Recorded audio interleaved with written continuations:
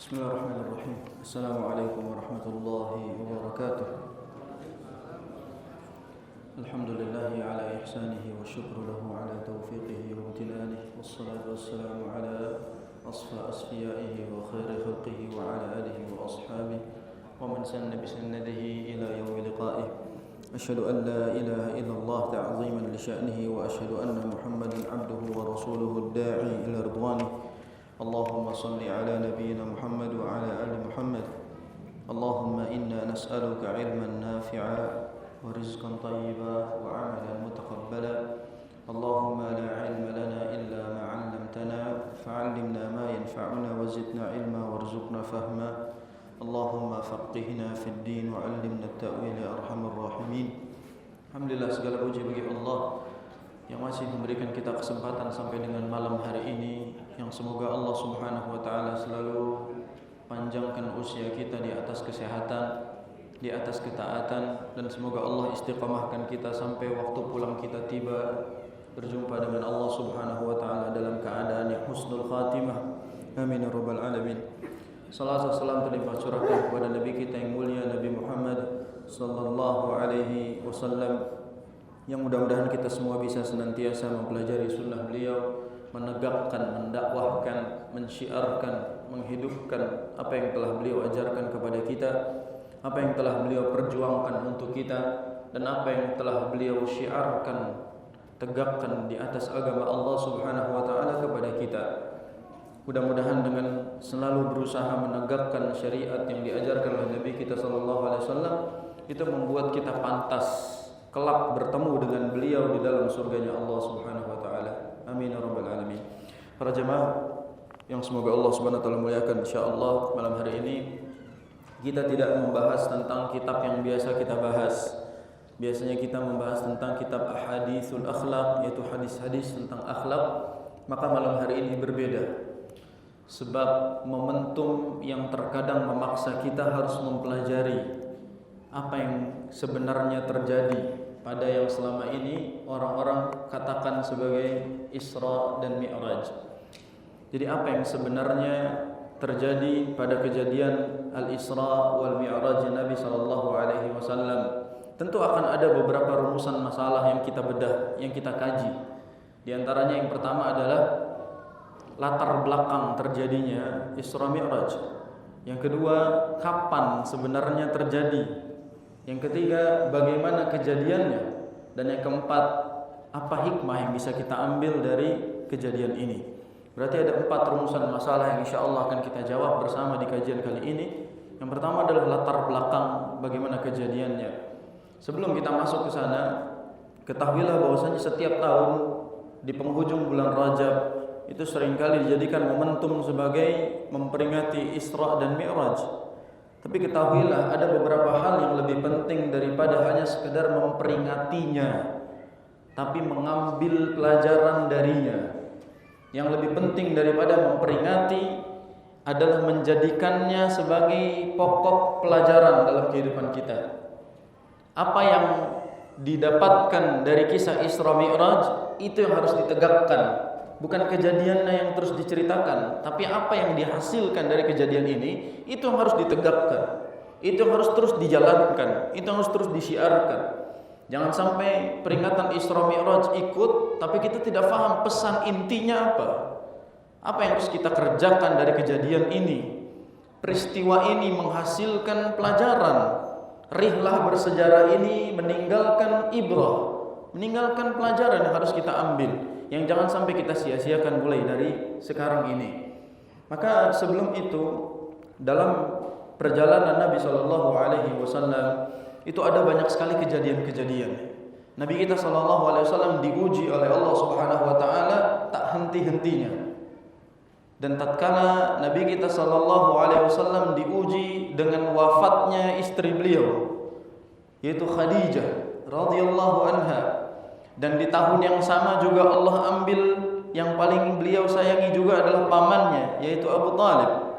Di tahun tersebut Nabi SAW sedih karena ditinggalkan 2 orang yang sangat penting dalam perjalanan hidupnya, 2 sosok yang paling berpengaruh dalam perjalanan dakwahnya, yaitu istri dan paman yang sangat dicintai olehnya.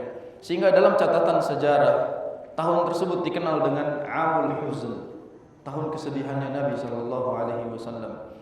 Sehingga Nabi sallallahu alaihi wasallam membutuhkan rihlah untuk sekedar merefresh kualitas hatinya. Sebelum kejadian Isra Mi'raj, ada perjalanan dakwah dulu menuju Taif, di mana Nabi kita sallallahu alaihi wasallam berangkat ke Taif dengan harapan mendapatkan udara baru, suasana yang baru di sana.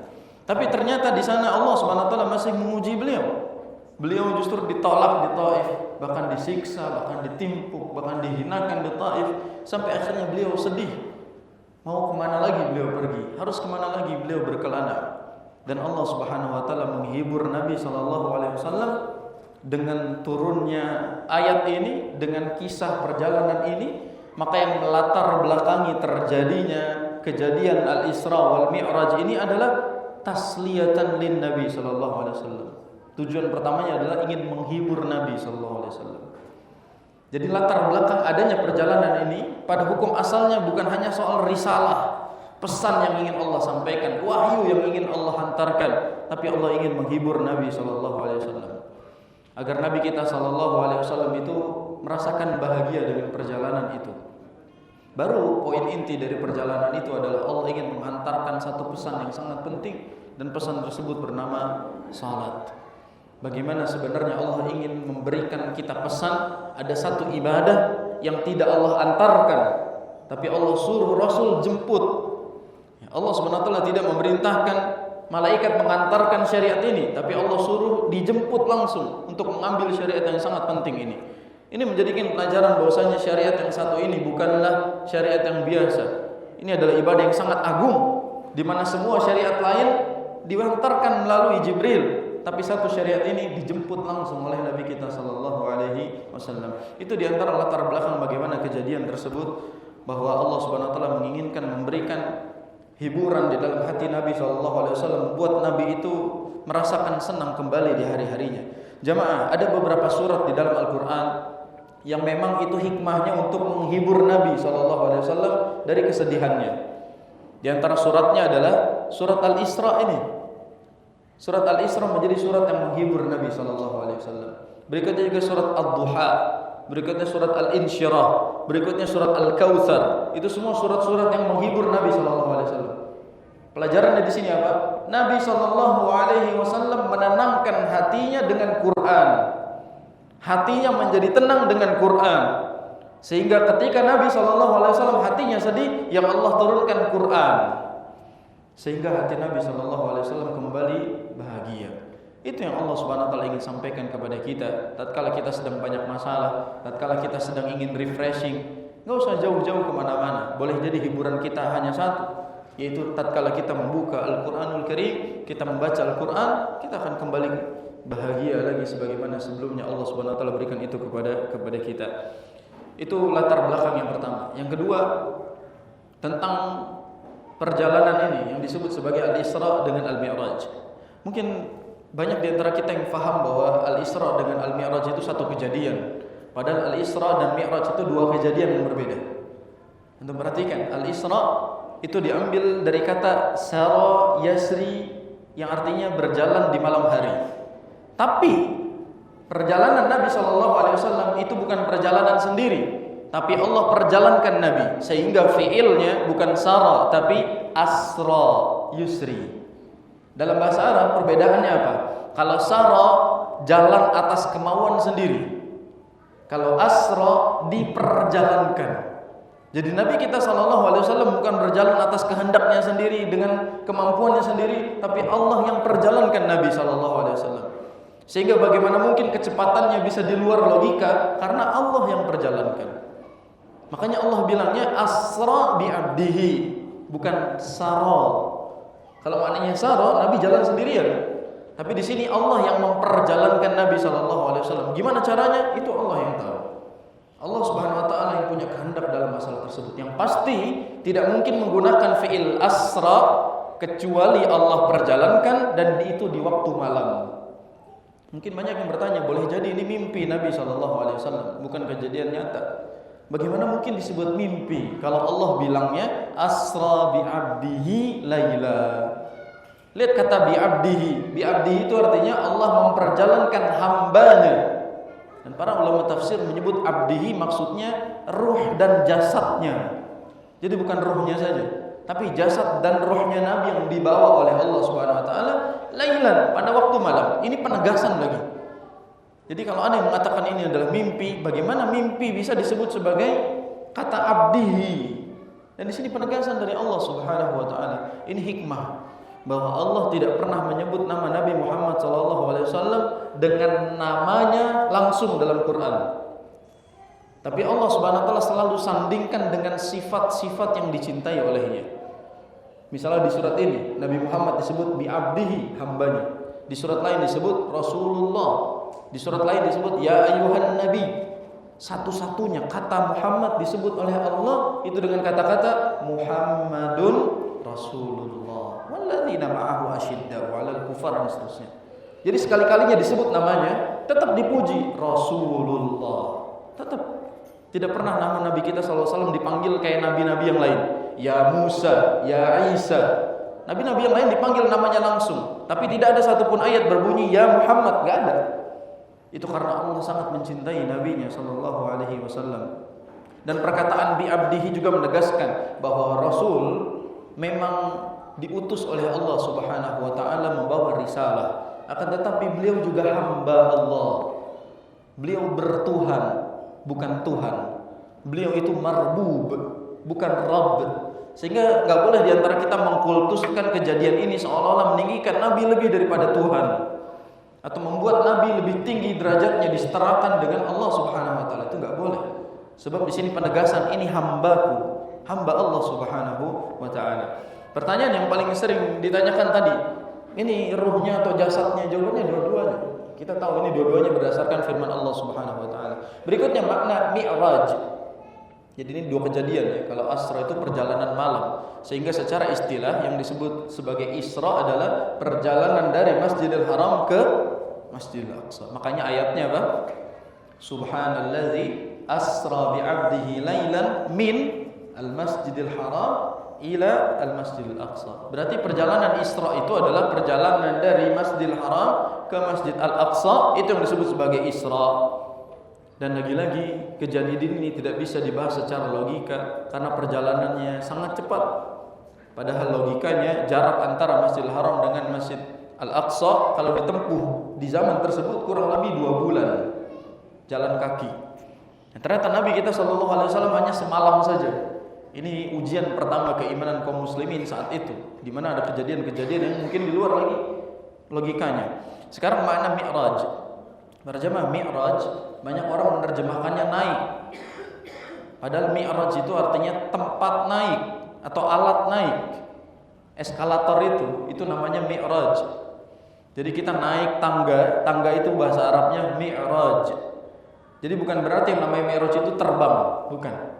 Mi'raj diambil dari kata a'raja yu'riju atau araja ya'ruju. Artinya memang naik, tapi Mi'raj maksudnya tangga, alat untuk naik. Makanya sebagian catatan sejarah ketika menjelaskan hadis Mi'raj Nabi SAW itu Allah Subhanahu wa taala menggambarkan seperti ada tangga dari langit yang Allah izinkan malaikat Jibril dan Nabi kita SAW naik. Makanya disebut sebagai Mi'raj. Jadi antara Isra dengan Mi'raj ini beda fase, beda kejadian. Kalau Isra perjalanan pindah ke Masjid Al-Aqsa, kalau Mi'raj itu saat Allah angkat Nabi kita SAW ke Sidratul Muntaha. Itu secara pengertian. Yang kedua yang akan kita bahas, pokok masalah kita adalah kapan terjadinya. Jemaah, pertanyaan ana, kalau antum tahu kapan terjadinya, faedahnya apa? Sekarang misalnya kita tahu tanggal tetapnya tanggal berapa, faedah buat kita sebenarnya menambah keimanan atau apa? Karena inti dari Isra Mi'raj bukan malamnya, tapi pesannya.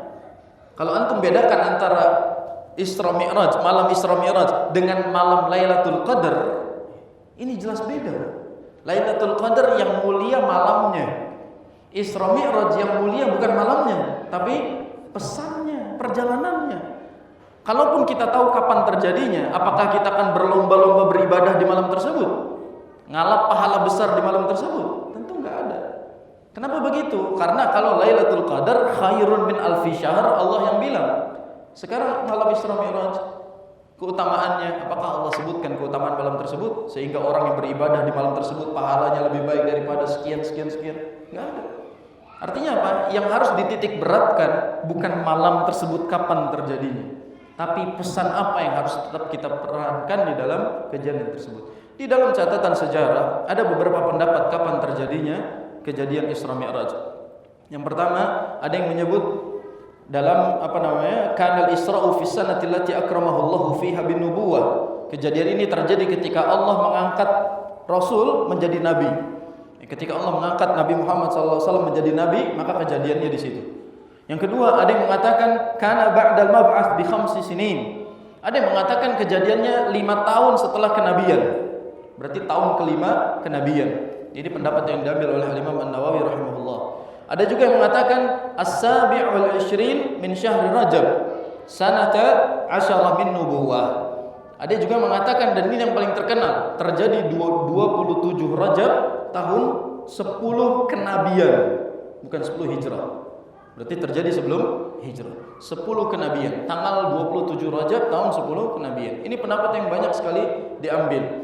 Yang berikutnya qablal hijrah bi 16 syahra. Ada yang mengatakan sebelum hijrah 16 bulan afwan. Di tanggal 12 Ramadan tahun kenabian. Jadi ini berbeda-beda pendapatnya. Ada juga yang mengatakan apa? Di tahun 13 kenabian. Ada yang menyebutkan tahun 10, tahun 12, tahun 13 kenabian. Ini perbedaan-perbedaan yang terjadi. Kapan terjadinya? Ala kulli hal, kita temukan bahwasanya terjadi perbedaan pendapat kapan terjadinya. Tapi yang paling penting adalah bukan soal momentum malamnya, tapi kejadiannya itu meninggalkan pesan apa. Jadi sekali lagi, gak usah terlalu menjadikan patokan pada malam tertentu bahwasanya ini kejadian di tanggal segini, karena catatan sejarah tidak ada yang menemukan itu sebagai sesuatu yang sangat valid. Bahkan kalau antum mau cek, ana sudah riset, kurang lebih ada 20 riwayat dari Imam Bukhari dan 18 riwayat dari Imam Muslim yang menjelaskan kisah ini. 20 dari Imam Bukhari, 18 dari Imam Muslim. Imam Bukhari meriwayatkan dari kurang lebih 6 sahabat, Imam Muslim dari 7 sahabat. Kalau antum mau cek sendiri aja. Itu kurang lebih yang kita temukan bahwasanya catatan sejarah tidak ada yang menyebutkan itu secara runut. Bahkan faktanya para jamaah sekalian, tidak ada satupun catatan hadis yang menjelaskan kisahnya dari awal sampai akhir lengkap. Enggak ada. Rata-rata riwayat hadisnya putus-putus. Ini episode yang di sini dibahas di riwayat ini, episode ini dibahas di sini, episode ini dibahas ini. Jadi ketika dirunutkan, maka urutannya tidak sebagaimana yang mungkin sebagian orang menganggapnya itu sebagai kejadian yang selama ini kita ketahui. Coba nih Anda tanya sama antum di sini. Dulu kita kecil itu belajar kalau Isra Mi'raj, dulu Rasul itu berangkat dari Masjidil Haram naik apa? Apa namanya? Buraq. Buraq digambarkan seperti apa? Kuda terbang. Jadi Rasul naik kuda terbang gitu, kayak di film-film. Atau ada yang menggambarkan di film-film itu kayak kilat, Rasul naik petir, tiba-tiba sampai. Ada yang menggambarkan begini dan begitu. Padahal di catatan hadis betul Rasul SAW itu perjalanannya naik buraq. Tapi buraq itu sejenis kuda. Makanya di dalam hadis kata Nabi SAW, buraq itu dabbatun abyad tawilun fawqal himar wa dunal bighal. Buraq itu adalah kuda berwarna putih yang tingginya lebih tinggi daripada keledai, namun tidak lebih tinggi daripada bighal. Apa itu bighal? Bighal itu peranakan kuda dengan keledai. Di Indonesia bahasanya apa? Misalnya ada kuda sama keledai kawin ya, anaknya itu namanya bighal. Jadi peranakan kuda dan keledai namanya bighal. Jadi ukuran buraq itu kurang lebih seperti itu. Tingginya seperti itu, gambarannya kuda gambarannya. Dan ini faktanya memang beneran kuda, karena begitu sampai ke Masjidil Aqsa, buraq ini diikat oleh Nabi SAW di tempat parkirnya para Nabi SAW. Jadi di tempat parkir para Nabi di situ diikatkan buraqnya. Ini menandakan asli atau palsu? Asli hewan, bukan sebagaimana yang dikisah-kisahkan selama ini. Digambarkan seperti ini, terbang begini dan begitu.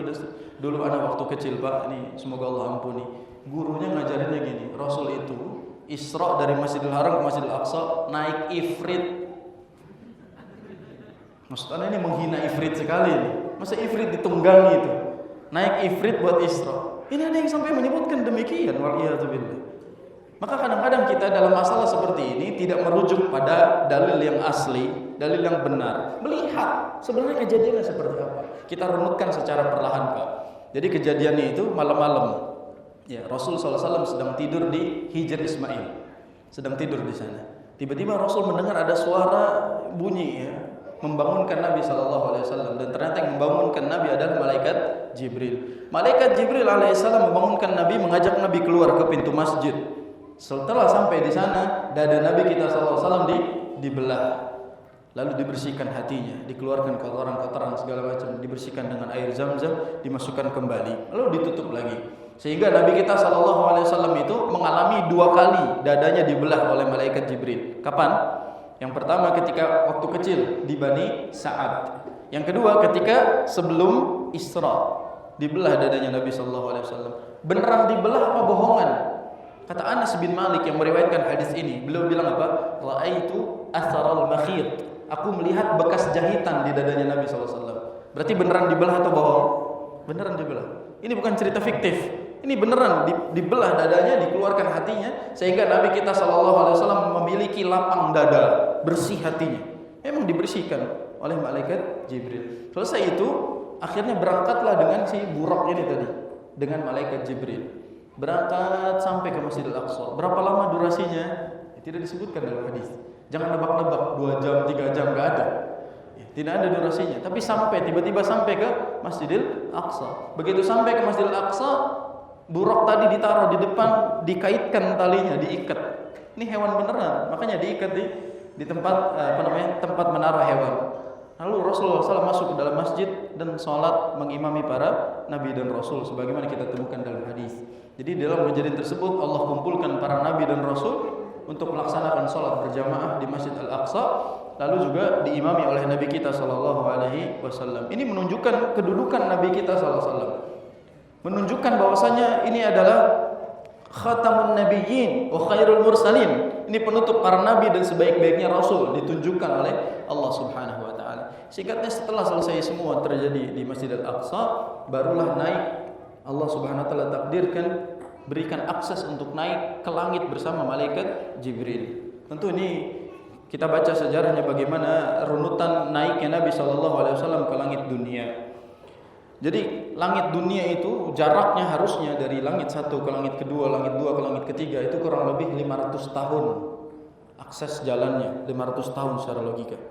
Bahkan para malaikat setiap hari ketika melaporkan catatan amal manusia kepada Allah Subhanahu wa taala ketika naik ke atas, itu durasinya 50.000 tahun. Allah bilang dalam surat Al-Ma'arij, ta'rujul malaikatu war-ruhu ilaihi fi yaumin kana miqdaruhu 50,000 sana. Jadi para malaikat yang naik melaporkan kepada Allah setiap harinya itu durasi perjalanannya 50.000 tahun. Tapi kejadian Nabi SAW ini terjadi sangat singkat. Lagi-lagi di kejadian ini di luar dari yang bisa diterima oleh nalar, bahkan di luar dari catatan faktualnya. Tapi begitulah kisah ini sangat menakjubkan. Kisah ini sangat-sangat memberikan kita gambaran yang luar biasa, karena Allah sendiri yang bilang linuriyahu min ayatina. Allah ingin perlihatkan tanda-tanda kebesarannya, sehingga kejadiannya semuanya kuasa Allah Subhanahu wa taala, di luar dari kemampuan kita sebagai manusia.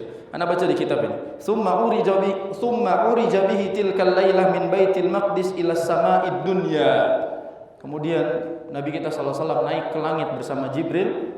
Fastaftaha lahu Jibril fafataha lahu far'ahuna Adam abal bashar. Jadi ketika Nabi kita SAW naik ke langit yang pertama, tiba-tiba bertemu dengan Nabi Adam alaihissalam. Dan setiap pintu langit itu dijaga oleh malaikat. Tidak semua orang bisa naik ke langit. Dijaga oleh para malaikat. Bahkan Jibril sendiri ketika mau masuk melewati langit pertama, ditanya dulu, siapa? Saya Jibril. Bersama siapa? Apakah dia telah diutus oleh Allah? Apakah telah diizinkan oleh Allah? Kalau ada akses, baru bisa masuk. Tidak semua orang. Makanya tiba-tiba ada manusia yang muncul, fulan mi'raj 70 kali sehari. Gimana caranya dia mi'raj 70 kali sehari? Malaikat Jibril aja yang sudah pemimpinnya para malaikat, melewat langit izin dulu. Dapat akses lewat, nggak ada akses nggak bisa. Kok orang tiba-tiba bisa mi'raj? tiba-tiba bisa berkunjung ke surga setiap hari Kamis. Gimana itu? Orang-orang seperti ini gimana? Ya. Maka kaidah-kaidah yang seperti ini menafikan faktanya. Nabi kita mau naik ke langit pertama saja dijaga itu. Ketika masuk ke langit yang pertama disambut oleh para malaikat, disambut oleh Nabi Adam di langit pertama, disebutkan marhaban bibnin wa nabiyyin saleh. Selamat datang wahai anakku, wahai nabi yang saleh. Sampai langit kedua bertemu Nabi Yahya, lalu bertemu Nabi Isa. Naik ke langit ketiga bertemu dengan Nabi Yusuf. Naik ke langit keempat bertemu dengan Nabi Idris. Naik ke langit kelima bertemu dengan Nabi Harun. Naik lagi langit yang keenam bertemu Nabi Musa ibn Imran. Naik lagi ke langit yang terakhir bertemu dengan Nabi Ibrahim alaihissalam. Jadi ada berapa nabi yang ditemui? Anak ulang. Langit pertama bertemu Nabi Adam. Langit kedua bertemu Nabi Yahya dan Nabi Isa. Langit ketiga bertemu dengan Nabi Yusuf. Langit yang keempat bertemu dengan Nabi Idris. Langit yang kelima bertemu Nabi Harun. Langit yang keenam bertemu Nabi Musa. Dan langit yang ketujuh bertemu Nabi Ibrahim. Berarti ada 8 nabi yang ditemui oleh Nabi kita sallallahu alaihi wasallam. Siapa yang bisa ngulang? Ana siapin hadiah. Tadi 8 itu. Siapa tadi? Langit 1 siapa? Langit 2 siapa? Siapa yang bisa ngulang? Ana ada hadiah nih. Enggak usah DKM, enggak usah ngasih. Ana yang kasih hadiah. Ada yang bisa jawab? Siapa? Langit pertama, langit kedua, langit harus lengkap ini. Siapa yang bisa nyebutin? Hatta yang nyatet enggak ada temuin. Yang nyatet juga enggak ada soalnya. Jadi enggak bisa nyontek juga tadi itu. Ya. Lihat bagaimana ini kejadiannya, kurang lebih ada 8 nabi yang ditemukan. Tapi pada intinya kenapa harus dipertemukan dengan para nabi di langit-langit tersebut? Di antara hikmah dan pelajarannya adalah untuk mengingatkan bahwasanya para nabi itu sebenarnya semuanya satu visi misi. Dari awal dari Nabi Adam sampai Nabi Ibrahim yang ditemukan di langit yang ketujuh itu semuanya satu visi misi dakwahnya. Tidak pernah ada yang berbeda dari satu nabi ke nabi yang lain. Makanya kita juga la nufarriqu baina ahadin min rusulihi. Kita enggak boleh membeda-bedakan antara para nabi karena mereka satu visi dakwahnya, yaitu mentauhidkan Allah Subhanahu wa taala.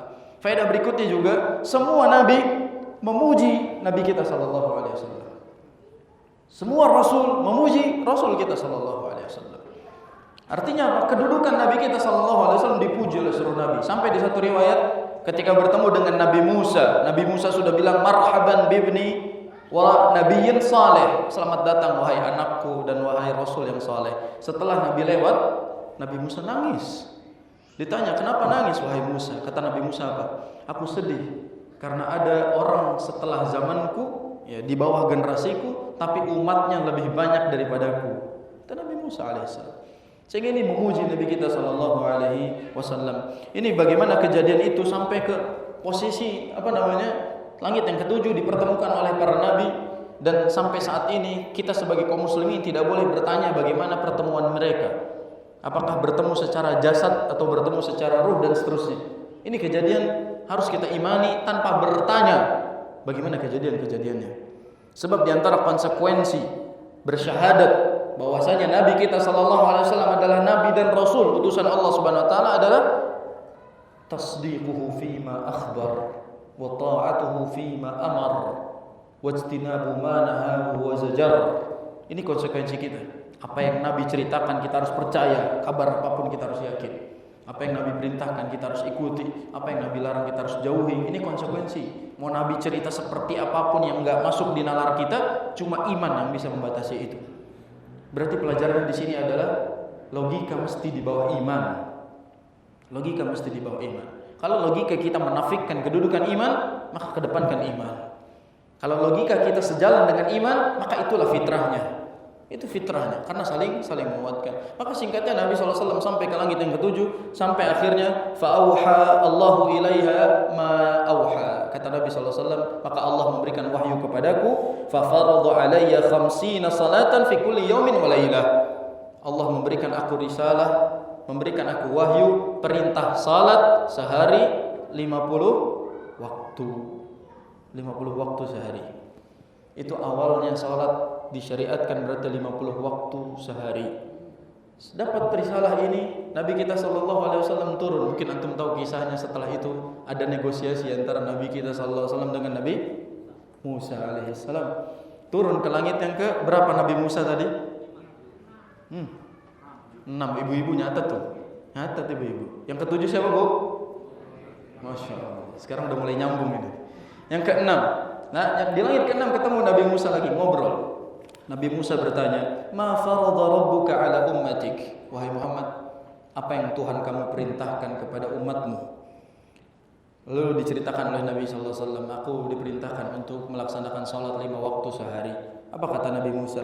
Irji' ila rabbik fas'alhu takhfif. Balik lagi kepada Tuhanmu, minta diskon. Minta diskon. Jadi gimana caranya kamu harus minta diskon kepada Allah Subhanahu wa taala? Balik lagi.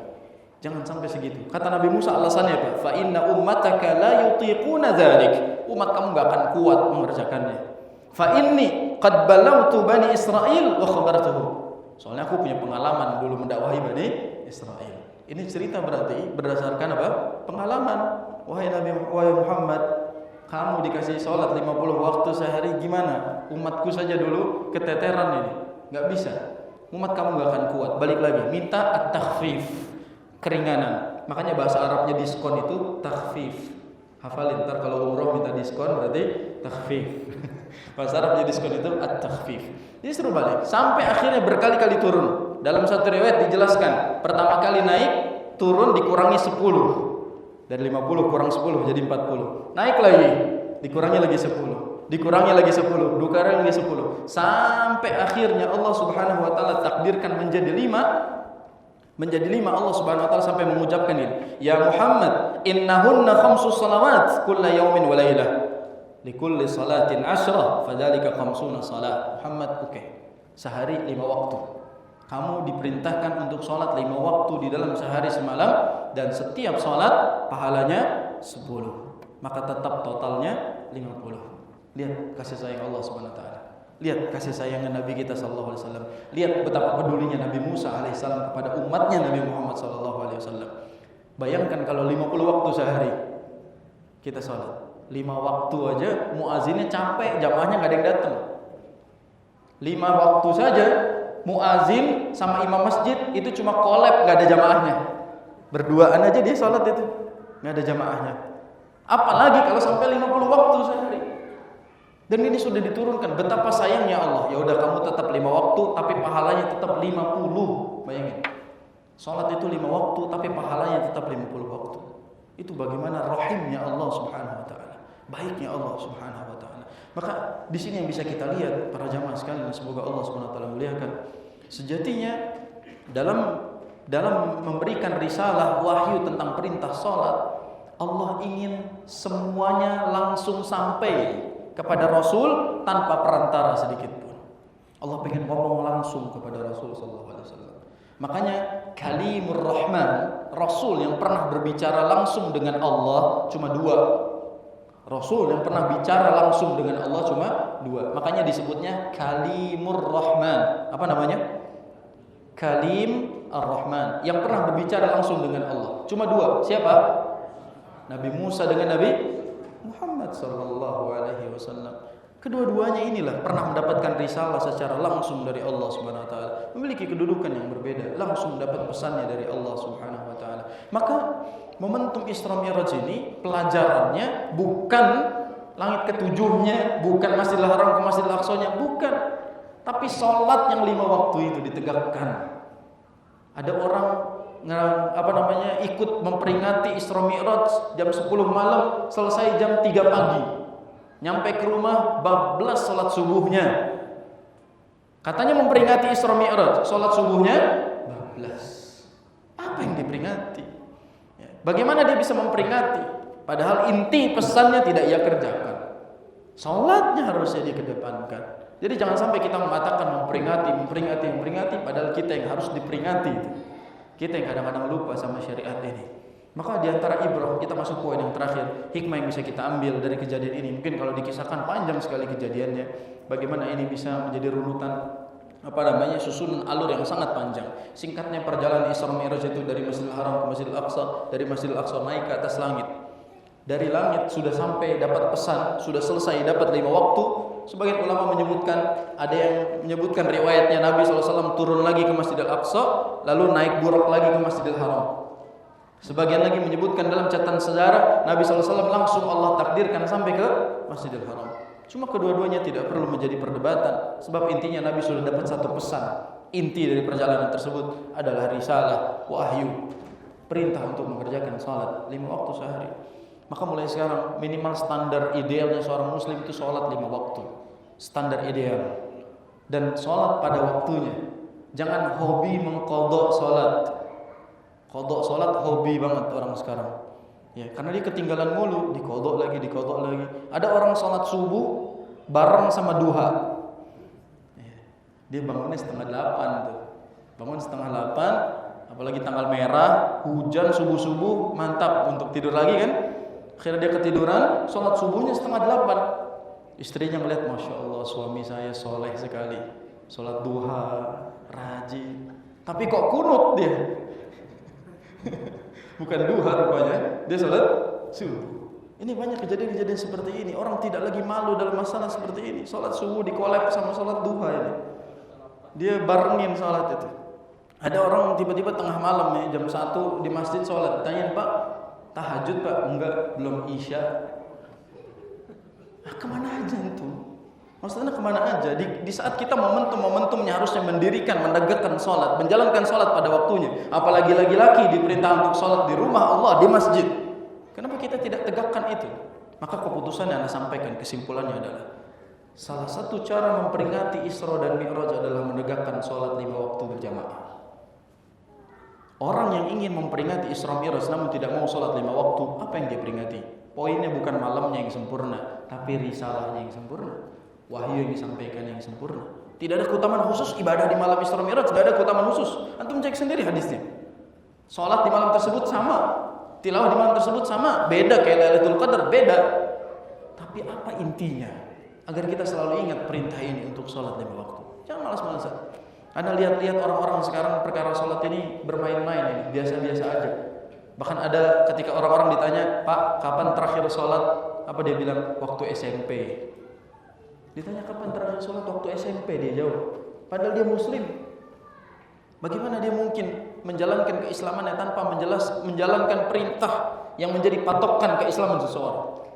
Kata Nabi SAW, Al-ahdu bainana wa bainal kufr as-salat. Perbatasan antara kita dengan kekufuran itu salat. Faman tarakaha faqad kafar aw asyrak. Barang siapa meninggalkan salat maka dia telah kufur atau dia telah syirik kepada Allah Subhanahu wa taala. Hati-hati. Kadang anaknya nyampe, bapaknya nyangkut di TV. Anaknya disuruh ke masjid salat, bapaknya nyangkut nonton bola di TV. Kadang anaknya nyampe di masjid, tapi bapaknya nyuruh doang di rumah. Padahal dia yang harusnya paling depan, duduk di samping, berdiri samping anaknya, ngarahin anaknya salat di masjid ini. Jangan anak-anak disuruh ke masjid, bapaknya gak ada ke masjid. Hukum asalnya yang wajib sholat bapaknya itu. Anak yang masih kecil tidak wajib sholat di masjid. Ini harus jadikan pelajaran bagi kita untuk menegakkan sholat. Maka strategi untuk menegakkan, memperingati kejadian ini, rihlah bersejarah ini adalah sholatnya. Kita akan sebutkan beberapa hikmah.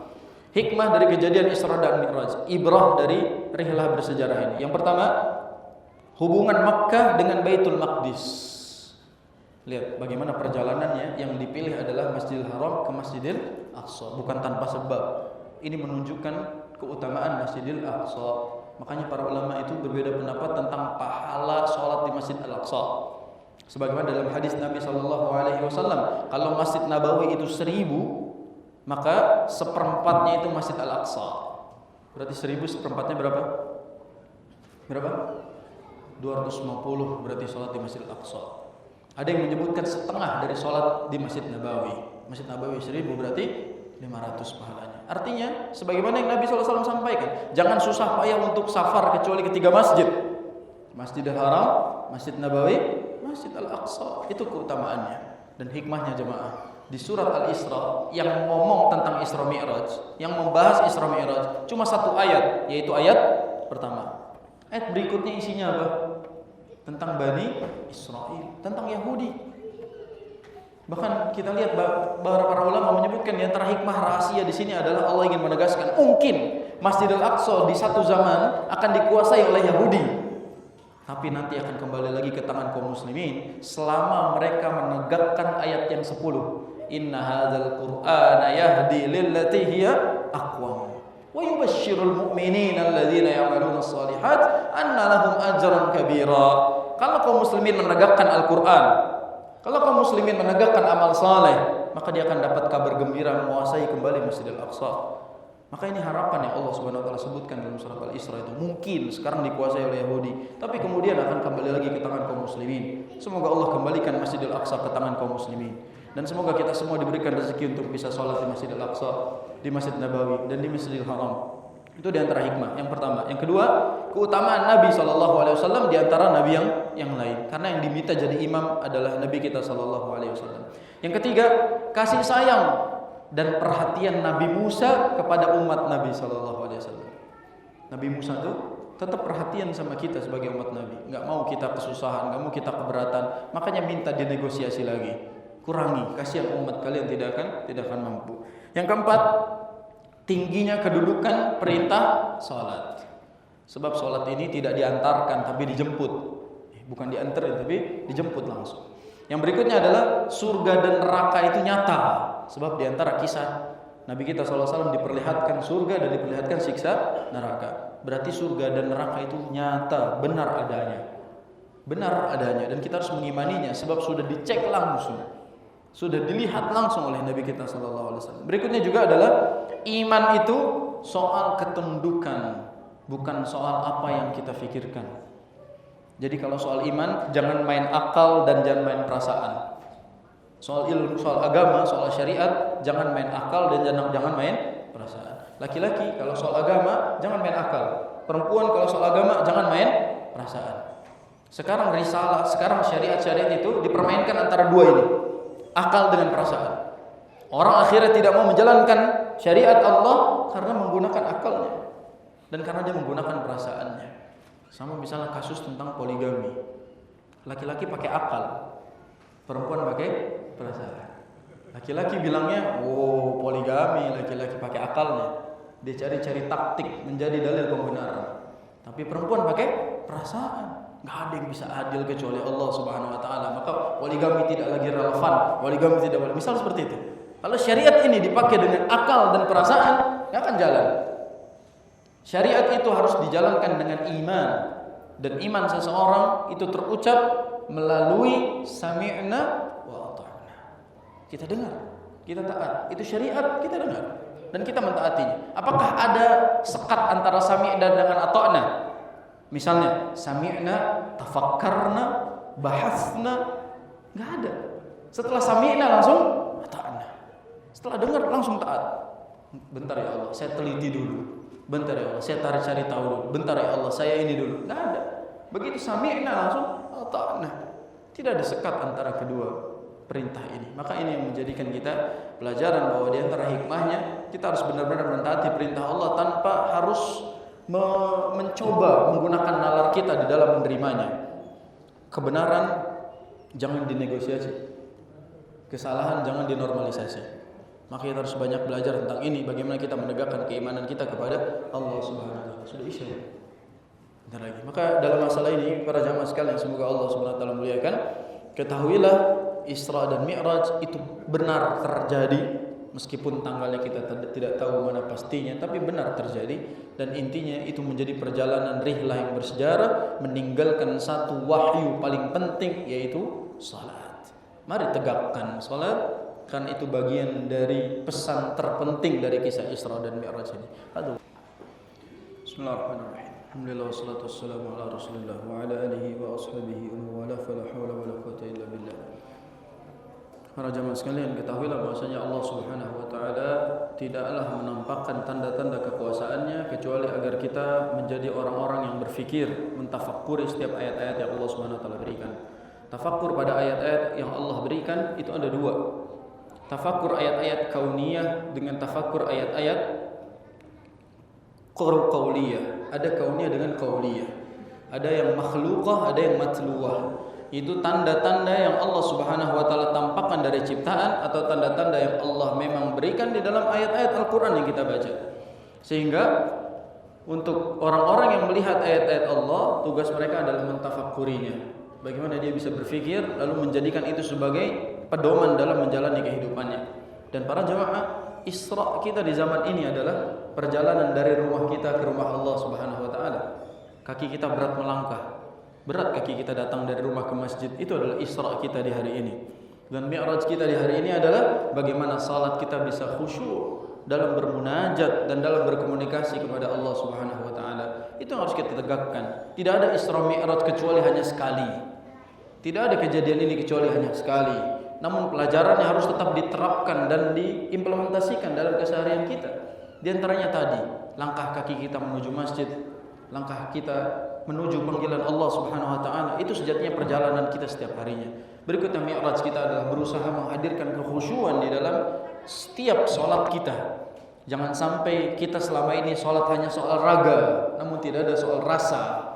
Banyak di antara kita sekarang salat, iya dia ruku, iya dia sujud, tapi dia tidak tunduk kepada perintah Allah Subhanahu wa taala. Banyak di antara mereka yang salat, iya dia katakan Allahu Akbar, tapi sejatinya dia sedang memikirkan dunianya di kepalanya. Banyak orang salat tapi mikirin hutang. Banyak orang salat tapi mikirin urusan-urusan dunianya. Ternyata kita masih sangat kurang dalam masalah komunikasi dengan Allah Subhanahu wa taala. Dan itu Mi'raj kita di zaman ini. Bagaimana kita bisa berkomunikasi langsung dengan Allah, bermunajat dengan Allah pada setiap ibadah-ibadah kita. Itu harus kita tegakkan. Itu adalah Isra Mi'raj di zaman ini. Langkah kaki kita ke rumah Allah dan kekhusyuan kita di dalam beribadah kepadanya. Mungkin ini adalah pertemuan yang terakhir sebelum berjumpa dengan bulan Ramadan, karena bulan depan nampaknya jadwal kami tidak lagi kebagian untuk bermajelis. Ya, kita ketemu lagi insyaallah taala di bulan Ramadan. Dan Allahumma barik lana fi Rajab, Allahumma barik lana fi Sya'ban, Allahumma ballighna Ramadan. Semoga Allah berkahi kita di bulan Rajab dan Allah berkahi kita di bulan Sya'ban. Juga Allah sampaikan kita ke bulan Ramadan. Yang pasti pesan saya adalah jangan jadikan bulan Ramadan terusan dari dosa kita di bulan Rajab dan Sya'ban. Ya zalladzi ma kafahu dzanbu fi Rajabin hatta 'asa rabbahu fi syahri Sya'ban. Laqad adhallaka syahrus shaumi ba'dahuma fala tusayyirhu aidan syahra isyani. Kata Imam Ibnu Rajab rahimahullahu taala, beliau bilang, wahai orang-orang yang tidak cukup melakukan dosa di bulan Rajab sampai menjadikan Sya'ban juga bulan dosa, jangan sampai kalian menjadikan Ramadan juga syahr untuk bermaksiat. Jangan sampai kita teruskan dosa-dosa Rajab dan Sya'ban kita di bulan Ramadan nanti. Fala tusayyirhu aidan syahra isyani. Jangan jadikan Ramadan menjadi bulan kelanjutan maksiat kita. Watlul Qur'an wasabbih fihi mujtahidan fa innahu syahru tasbihin wa qur'ani. Baca Quran, perbanyak tasbih dari sekarang, karena yang akan kita temui nanti adalah bulan tasbih dan bulan Al-Qur'an. Kam ta'rifu mimman sama fi salafin min baini ahlin wa jiranin wa ikhwani afnahumul mautu wastibqaka ba'dahu muhayyan fama aqrabal qasi minad dani. Kata beliau, betapa banyak orang-orang sebelum kita yang dahulunya berpuasa bareng kita, berramadan bareng kita, hari ini kita tidak berjumpa lagi dengan mereka. Mereka sudah kembali menemui Allah Subhanahu wa taala. Kita masih hidup, masih diberikan kesempatan, maka persembahkan yang terbaik. Sungguh tidak ada yang lebih dekat dari kita kecuali kematian. Maka nasihat ini menutup majelis kita. Maka ini adalah khitaman dari majelis kita sebelum Ramadan. Semoga Allah pertemukan kita lagi nanti di majelis yang akan datang. Kurang lebihnya mohon maaf. Kalau banyak salah dari yang diucap, dari yang dilakukan oleh kami, mudah-mudahan Allah ampuni dan antum bisa memaafkannya. Kurang lebihnya mohon maaf. Subhanakallahumma bihamdika asyhadu an la ilaha illa anta astaghfiruka wa atubu ilaik. Assalamualaikum warahmatullahi wabarakatuh.